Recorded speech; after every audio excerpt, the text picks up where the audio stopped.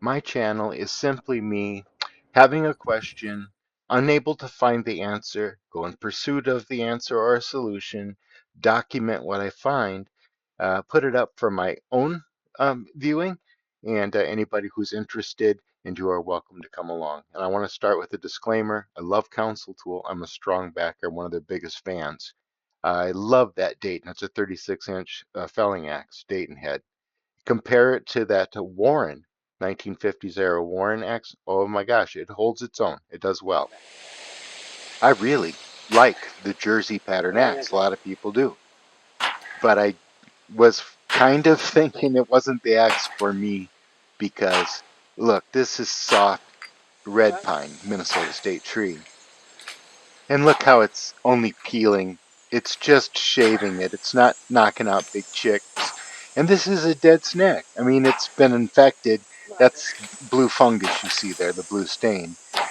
Pine borer beetle infects the tree with the fungus. The fungus turns off the tree's defense system to insects, sort of a symbiotic relationship. They gang up on the tree. But I should be able to cut through that. My Dayton loves this wood, but a Dayton was made for pine. And the Michigans also made for pine. They sink in, they attack this tree. I just really want my Jersey to be able to do it. And this is a 2023 second quarter manufactured council tool Jersey. I have two of them from about the same time. One's got bevels, one doesn't. The bevels don't matter because they're barely there at all. They're a 16th of an inch, almost like they're etched in. They're not. They don't really do anything. The thickness of this blade, I mean, it's absolutely flat and it's thin. It's 1/4 inch wide, and it does not like soft wood. But that was a lesson I had to learn. You don't use your thin bits in a big. Now, if the diameter is small, if you're working with a 6-inch pine, you use any axe you want to. But if you want to get some work done on this, this I think is 18 or 19 inches, um, go get a Dayton or a Michigan. And for me, the vintage is always preferred. There are some modern ones that are made with battered cheeks, but many are too thin. I'm stubborn. I did finish that tree. And now I'm trying it in freshly felled silver maple. A neighbor had their tree felled. I just have them drop off in this yard. And I'm not getting any penetration with that thin bit. I think it's just too tall for the weight. It's a little under 3.5 pounds. So I switch over to the Warren. This is a Dayton pattern Warren. It's got some cheek to it. And in spite of the thicker cheeks, it's drinking wood. It's sinking in. It's popping out chips. It's busting its way through there. A very pronounced difference from what the Jersey pattern was. So I was pretty much about ready to give up on jerseys. I'm just thinking they're just a pattern that it's not good. But now I want you to notice something. This is the beveled one of the two that I have. I have one no bevels and one's got bevels. This one's on a 36-inch handle. The other one's 32. What bevels? Look how thin that blade is. Look how flat it is. It's ruler flat. There's no cheek rise to it at all. And that's what I thought a jersey was. I did not know at the time the jersey pattern is defined by its shape, not its cheek. So let's do what we got to do here. We're going to take it down like the Connecticut's 17.5-degree bevel, maybe a 30-degree micro bevel. Make it nice and thin. That's made for hardwood. Let's make it chop in hardwood. This one is ash, and it's not fully seasoned, but it's not freshly filled. And look at the difference in penetration I get when I take it down to 17 from 23. That was awesome. Here it is in brittle walnut, and the walnut is dry.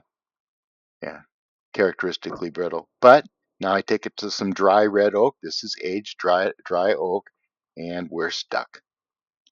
So I'm kind of thinking the jersey's just not going to be my axe. Just for a quick comparison, I'll get this yanked out of this log and use a vintage True Temper Kelly Perfect Head Michigan pattern. Michigan patterns I like until I saw this. This is not mine. That's a 2020 council tool. Look how thick the bevels are. Did council tool change their pattern? Because mine are barely showing at all. His are sticking way out. So I look at some patterns. There are your softwood patterns. Here are some hardwood patterns. Look what I noticed right away. That's your Jersey with its thin cheeks. But this chart gives the Baltimore Jersey as a cheeky Jersey. If you look up on top of that column, you'll see whoever made this chart's depicting a wedge-shaped one. Now, I always thought that was just an alternative name. And I know of no other reference I can find in print or online that calls a wedge-shaped jersey the Baltimore jersey. And even on the same chart, what they call a Baltimore Kentucky is a thin version of a Kentucky. Yeah, so maybe in Baltimore they deal poker to the right, who knows. Regardless of the name, that's a game changer, those cheeks. Did somebody make fat-cheeked jerseys? Well, of course they did. I found them in vintage catalogs archived online. Even, the Kelly phantom beveled jersey patterns. And I just don't think it's going to be the same axe. So here again is the Council Tool 2023. And they may have made different versions of this than what I have. This is the one I have with the phantom bevels, or so-called phantom bevels. And you'll see that's absolutely flat across the blade. There's no convexity to that at all, and no cheek rise. That's a 1/4 inch straight back for a while. That's why it's so sticky. That's why it doesn't blow chips. That's all I can think. Here's one I call the pig. Look how fat that cheek is. I call these fish heads. It's an axe head that feels like the body of a bluegill or a crappie. And this is the one I'm going to hang. This is a no name. A wild guess would be it's a man. And it's got just enough convexity there that it's going to be like the Connecticut's that I've got. It's going to be an improvement on the Council Tool jersey. I just know it. Let's hang it and find out. We'll go to test here. Oh, and of course, while I was hanging it, I took all kinds of measurements and stuff, and then realized they don't mean a whole lot, because you know that the Council Tool is a flat 1/4 inch all the way across, and both of these heads have a little bit of cheek rise on them. They are convexed in their shape, so how much they're convex doesn't make a difference. It's just that they are. You'll notice that one of those had the phantom bevels, the other one doesn't. I don't think that matters. I now agree with those who believe that it was a very successful marketing gimmick that gave Kelly a huge lead in the market. Other than that, it's the fatness of the cheek, not the phantom bevel. Okay, we'll start with the Council Tool. This one, it does have the phantom bevels on it. Like I said, it probably doesn't matter. But it's that thin blade. Bam! Tell me you didn't see and hear the difference. Bam! There goes that no-name vintage head with the thicker cheeks. Sinks deep in this ash. This is green ash. I don't know how long ago it was felt. And we'll switch back and forth just to make sure it's not my, you know, um, not just confirmation bias. There goes the Council Tool. It's not bad. If I didn't have any other axe, I would say this was a great axe. And if I was only using this axe on a day when there was no other axe to compare it to, I would just think that's the way that axe works, and that would. But I play around here for a while. I enjoy it. I like it. It's a good looking axe. I don't regret having bought it. But the moment I pick up the other one and start to swing it, I think my Council Tool's up for sale. Look at that thing. Now start another one. And just watch what it does. It just behaves so different. It pops those chips out. It's not sticking at all. It's getting great penetration. There's no comparison. This is destroying the Council Tool. And there's nothing left I can do to the Council Tool. Remember, I took it from a 23-degree bevel down to a 17.5 to match my Connecticut's. I just think that's the best that I can make that axe. There's nothing left I can do to improve its performance.